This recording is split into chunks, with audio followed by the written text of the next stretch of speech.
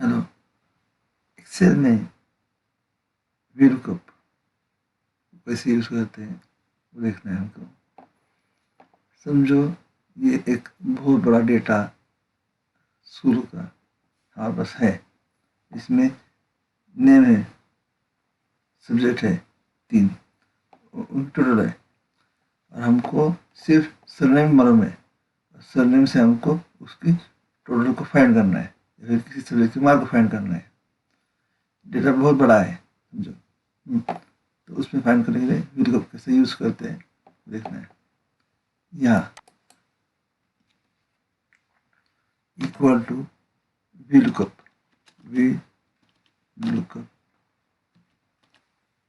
Bracket open. हमें सिर्फ surname मालूम है, नेम नहीं। तो वहाँ स्टार करो, स्टार को इसको सरनेम को जोड़ना है। एम्परसेंड ये सरनेम को क्लिक किया तो एड्रेस आया। कॉमा हमको फाइंड करना है इस पूरे डेटा में, पूरे डेटा रेंज चेक करते हैं।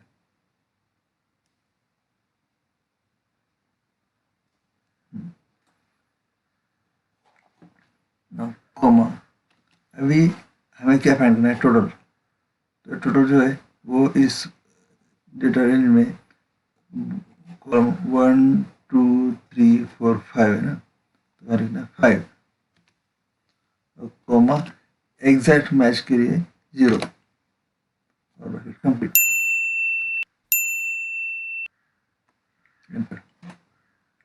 आ गया ये पाटेकर उसका बराबर आया टू 10। अभी सिर्फ इसको ड्रैग करना है, कितना भी होता है ऐसे हो। मोदी उसका आया, मोदी का और बच्चन का आया। ओके, अगर समझो इस डेटा में 2 पाटेकर है,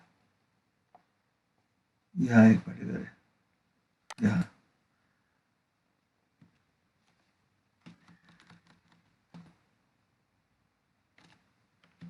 पाटेकर 2 है, तो क्या होगा? तो जो पहला मिला उसका आएगा, ये उसका आएगा, इसका नहीं आएगा, ये एक ही है।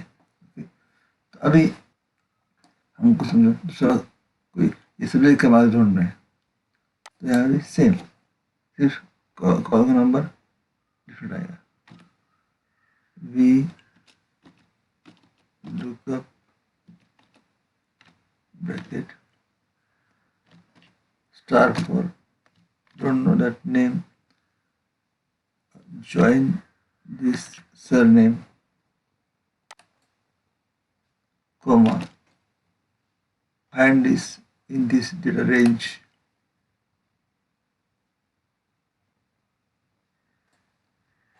comma I want to find subject 1, so it's called number 2, 1 2 or equal 2 for exact match at 0.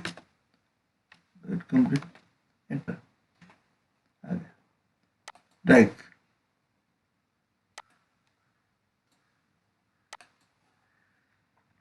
particle 50, body 91, Bachchan 46, Bachchan नहीं ये 46 आ गया। ओके, ये था VLOOKUP। और अगर हमने स्टूडेंट का फुल नेम अगर दिया है इधर,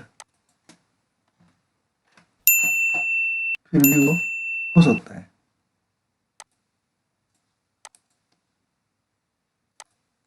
ऐसे, ये भी होता है। This is the use of VLOOKUP।